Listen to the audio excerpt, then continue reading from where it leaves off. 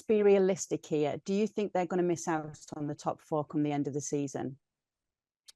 The easy answer would be to say yes, but I'm not willing to do that. I have too much respect for the quality of that team, and I think if anything, this break maybe comes at the right time. This is going to be the most important time in Graham Potter's life, at least up until now. He's going to have a month to assess what's happening with his players. And the reason I don't want to say that is that aside from all the problems, and mainly scoring, and that's he's got to fix. We may or may not have time to talk about that.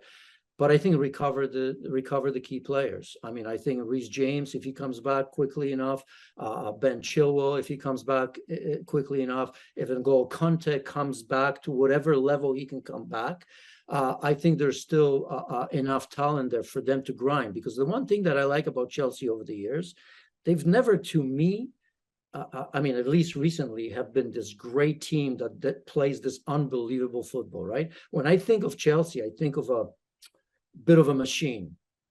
It's not always pretty, but they get it done. They find ways to stay in the game and win. And I still think of that team in that way. And if they recover everybody, I can see Chelsea still being in that fight, because I still don't see Manchester United as a great team. And who's up there? Spurs. I still don't think it's a team that's going to be, winning the next 5 or 6 or 7 games straight. So I think some of the teams above them will give them an excuse to get back in the fight.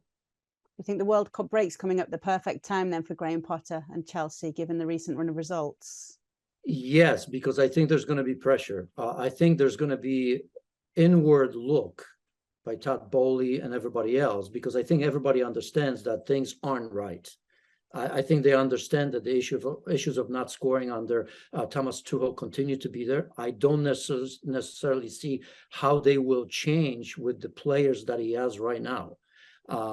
Again, Aubameyang's been struggling. We saw that in the last game. We saw how he looked on the bench in a big game, not starting in that game. Kai Havertz, I think it's unfair to think that he's going to be a goal scorer that scores 20 plus. And then we can go on and on and on. Obviously, get the best out of Sterling. That's something that he's going to have to figure out during the break.